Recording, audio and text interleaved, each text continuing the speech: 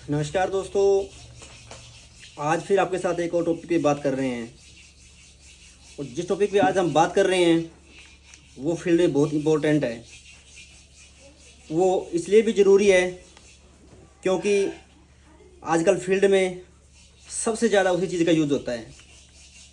हम उसका यूज़ तो करते हैं लेकिन उसका जो यूज़ करने का तरीका है वो हमें सही पता नहीं है, जिसकी वजह से जो हम पशु को फीडिंग दे रहे हैं उसका हमें भरपूर फ़ायदा नहीं मिलता, क्योंकि उसका जो यूज़ करने का तरीका है वो गलत है। हमें पता नहीं है कैसे यूज़ करना है उसको। तो आज हम बात करेंगे पशु को स्वस्थ कैसे रखा जाता है और उसकी खुराक क्या है। आप सब जानते हो पशु जो खुराक लेता है उसी सब कुछ बनता है पशु का। और खुराक तो हम देते हैं लेकिन फिर भी हम उसको भरपूर मात्रा में नहीं दे पाते, तो कम रह जाती है, या हमें उस चीज़ की नॉलेज नहीं है कि खुराक देनी कैसे है। तो आज हम इस टॉपिक पे बात करेंगे कि पशु को खुराक कैसे देनी है, कब देनी है और कितनी मात्रा में देनी है। जैसा कि आपको पता है जो ग्रामीण एरिया है हमारे, वहाँ सबसे ज़्यादा यूज़ किसका होता है? गेहूं के दलिए का। उसका सबसे ज़्यादा यूज़ करते हैं हम। यूज़ तो करते हैं तो पता नहीं उसको कितना डालना है, पशु को दूध के हिसाब से कितना डालना है, कितना उसका हमें कंपोजिशन देना है। तो आज हम इसके बारे में बात कर रहे हैं आपसे कि पशु की दलिया कब और कैसे दें, कितनी मात्रा में दें, उसके फ़ायदे क्या हैं और नुकसान क्या हैं। दुधारू गायें भैंसों के लिए दलिया किसी भी वरदान से कम नहीं है। बहुत से लोगों की अक्सर ये शिकायत रहती है, सर गेहूं के दलिए से हमें जितना दूध, फैट, प्रोटीन, फाइबर वगैरह मिलनी चाहिए या वज़न बढ़ना चाहिए हमारे पशु का, वो बढ़ नहीं रहा। तो इसके कारण क्या हैं? तो आज उस पर बात कर रहे हैं हम कि गेहूं के दलिए का, गेहूं के जो दलिया होता है उसका इस्तेमाल कैसे किया जाए जिससे हमें डबल बेनिफिट हो और हमारी जो फीडिंग है वो वेस्ट भी ना जाए। क्योंकि हम फीड दे रहे हैं, हमारी आधी से ज़्यादा वेस्ट जा रही है। इससे सबसे पहले बात करूंगा मैं डीवर्मिंग। डीवर्मिंग मतलब पशु को पेट के कीड़ों की दवाई आपने दी है या नहीं दी। ये सबसे पहला क्वेश्चन हमारे दिमाग में आता है, क्योंकि बहुत से फार्मर क्या करते हैं, पशुपालक भाई, पशु को फीड दे रहे हैं, बढ़िया कंपनी की दे रहे हैं, बढ़िया आप घर बना के दे रहे हो, कोई दिक्कत नहीं है, लेकिन उसको पेट के कीड़ों की दवाई आपने नहीं दी।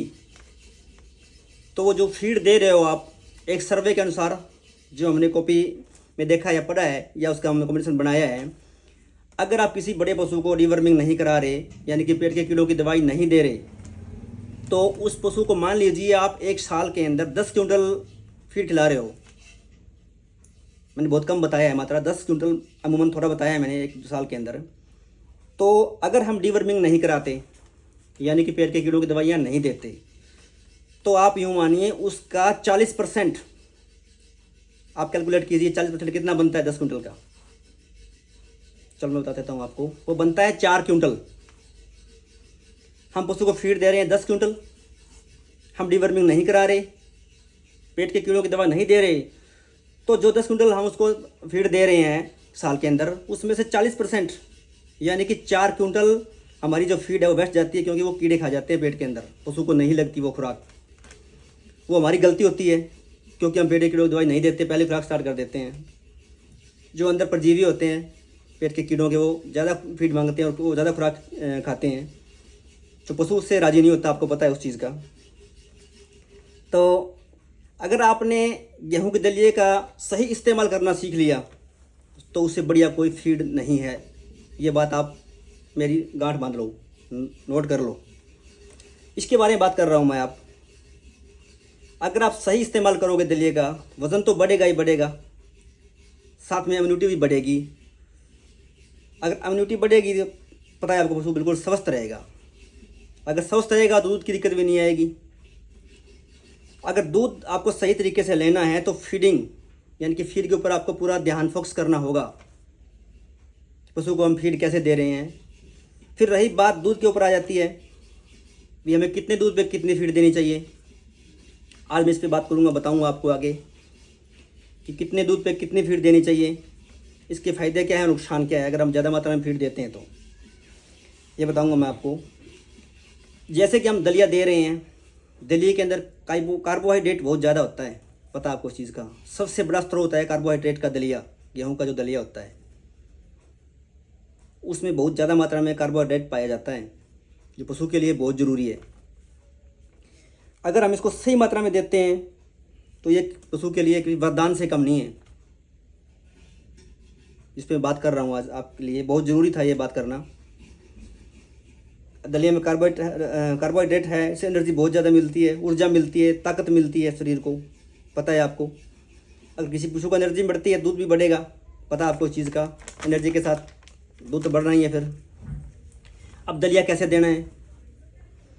अगर आप दलिया पशु को देना है तो उसको आप कम से कम 5-6 घंटे पहले भिगोओगे, यानी कि 5-6 घंटे पहले भिगो के फिर आप उस पशु को दलिया दोगे।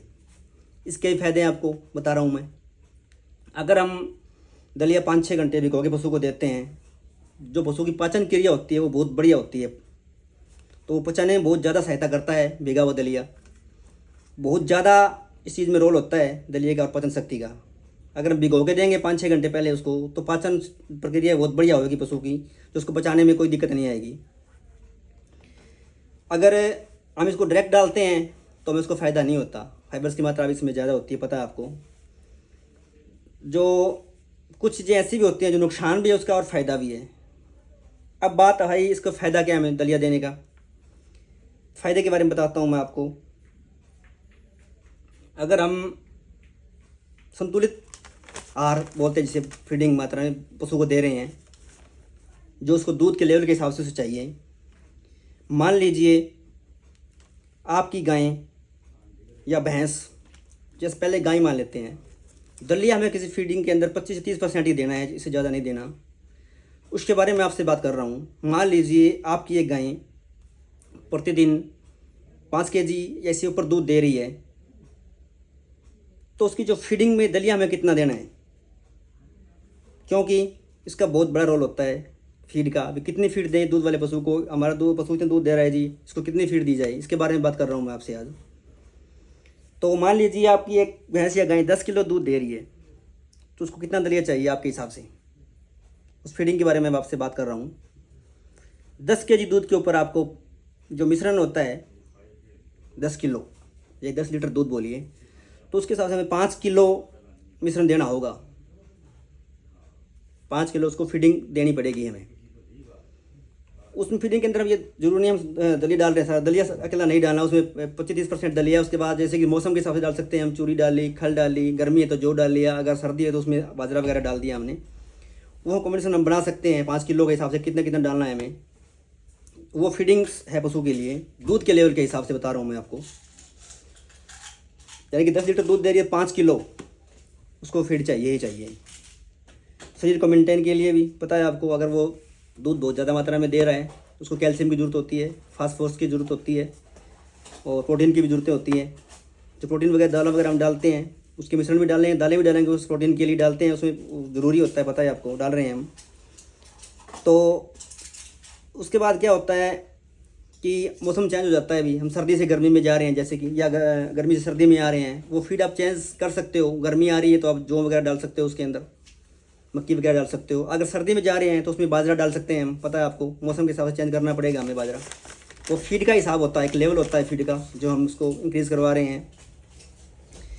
अगर अब बात की जाए फायदे गिना दिए मैंने, उसे दूध आता है, फैट भी बढ़ती है, कार्बोहाइड्रेट भी बढ़ता है, कैल्शियम भी मिलती है चोकर वगैरह से, और प्रोटीन मिलती है दालों वगैरह से। अब बात की जाए नुकसान क्या है इसके, बहुत ज़्यादा मात्रा में दलिया डालना गेहूं का नुकसान क्या है। इसका एक नुकसान बहुत बड़ा होता है, और वो जो बता रहा हूँ बीमारी आपको बहुत ख़तरनाक बीमारी है। वो फील्ड के अंदर वो अमूमन बहुत ज़्यादा मात्रा में फैल जाती है। उसको जांचने में, परखने में और उसको डायग्नोज करने में टाइम लग जाता है कई बार, तो उसके सामने 2 डिजीज़ होती हैं, वो सेम प्रकार की होती हैं, लक्षण बराबर होते हैं उनके, अलग मानिए आप। कीटोसिस और एसिडोसिस 2 बीमारियाँ होती हैं। ज़्यादा मात्रा में अगर हमने किसी पशु को दलिया डाल दिया है, उसके नुकसान बता रहा हूँ आपको। नुकसान क्या होते हैं ज़्यादा फीड डालने के, नुकसान दलिया वगैरह डालने के।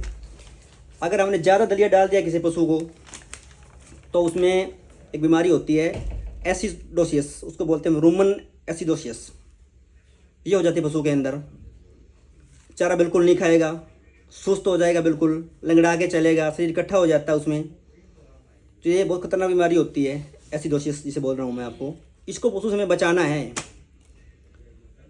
बचाने का तरीका बताया मैंने आपको। बहुत ज़्यादा मात्रा में फीडिंग नहीं डालनी, दूध के हिसाब से हमें फीड देनी है। हमें करना है कैलकुलेट्स, इतनी मात्रा में प्रोटीन है, इतनी मात्रा में फास्फोर्स है, इतनी कैल्शियम है, ये दालें होगी हमारे पास, ये चोकर हो गया, ये खल वगैरह होगी, ये चूरी वगैरह होगी, वो मेंटेन कर सकते हैं हम, उसको डिवाइड करके डाल सकते हैं 5 किलो में। और एक सबसे बड़ा जो रोल होता है किसी भी चीज़ को बचाने में, हजम करने के लिए, वो होता है रुमन का पीएच। रुमन के पीएच के अंदर माइक्रोफ्लोरा होता है, जो पशु के लिए एक वरदान होता है। माइक्रोफ्लोरा वरदान से कम नहीं है, जो पशु को ऊर्जा देता है, ताकत देता है, एनर्जी देता है और कन्वर्ट करता है हर एक चीज़ को, जो भी पशु उसको खाता है। तो एक स्वस्थ पशु का पीएच कितना होना चाहिए ये बता रहा हूँ मैं आपको। एक स्वस्थ पशु का जो पीएच होता है नॉर्मल, वो 5 से 6 के बीच होता है। जिस पशु का पीएच 5 से 6 के बीच है, वो नॉर्मल पीएच है, वो पशु स्वस्थ भी होगा, खाने पीने में कोई दिक्कत नहीं आएगी, उसमें ऊर्जा भी बनेगी, दूध भी बनेगा, सब कुछ बनेगा। स्वस्थ पीएच होता है वो 5 से 6 के बीच होता है। तो आपको ये चीज़ जाननी बहुत ज़रूरी होती है जो मैं बता रहा हूँ आपको, क्योंकि माइक्रोफ्लोरा क्या होते हैं, ये एक सूक्ष्म जीव होते हैं। माइक्रोफ्लोरा जो भी जो हम फीडिंग वगैरह देते हैं पशु को, उसको हजम करने में, उसको पचाने में बहुत ज़्यादा सहायक होते हैं। बहुत बढ़िया रोल है उनका। माइक्रोफ्लोरा यानी कि सूक्ष्म जीव होते हैं, परजीव होते हैं जो, उसके बगैर लीवर का कोई वो नहीं है। लीवर को सबसे ज़्यादा ताकत वही चीज़ देते हैं, उसको हजम करने के लिए, उसको पचाने के लिए। तो ये फीड में आपको पता है, फीड जब डालते हैं तो उसको हजम करना बहुत ज़रूरी होता है। तो ये वीडियो आज बनानी बहुत ज़रूरी थी, क्योंकि इन दिनों में हमारे पास फील्ड में बहुत ज़्यादा केस आ रहे हैं। कीटोसिस के केस भी बहुत आए हैं और एसिडोसिस के केस भी बहुत आए हैं। तो मेरा पशुपालक भाइयों को पहले से जानकारी देने के लिए मैंने डाली है वीडियो कि आप जब भी आपका पशु ब्याता है तो तुरंत बहुत ज़्यादा मात्रा में उसको कणक का दलिया ना दें। जो हमें नुकसान होता है ज़्यादा मात्रा में फीड देने का, मैंने बता दिया आपको। क्योंकि अगर हमारा पशु आज ब्याह गया और ज़्यादा मात्रा में फीड दे दी है, वो 5-7 दिन बीमार रहेगा, उसका पीएच डाउन चला जाएगा, पट्ठे नहीं खाएगा, रुमन काम नहीं कर रहा, या दस्त लग गए हैं कीटोसिस के बाद या एसिडोसिस के बाद, तो वो आपका पशु दूध पे आने के लिए बहुत लंबा टाइम लेगा, जो आपके लिए एक घाटे का सौदा है फार्मर के लिए। क्योंकि हम बहुत ज़्यादा वेट करते हैं दूध के लिए, दूध बनने का टाइम आता है, उस टाइम हम उसको ज़्यादा फीडिंग दे देते हैं, तब ये दिक्कत आती है। तो इस चीज़ के बचने के लिए मैंने आपको ये इन्फॉर्म किया है, आपकी नॉलेज के लिए मैंने ये वीडियो बनाई है।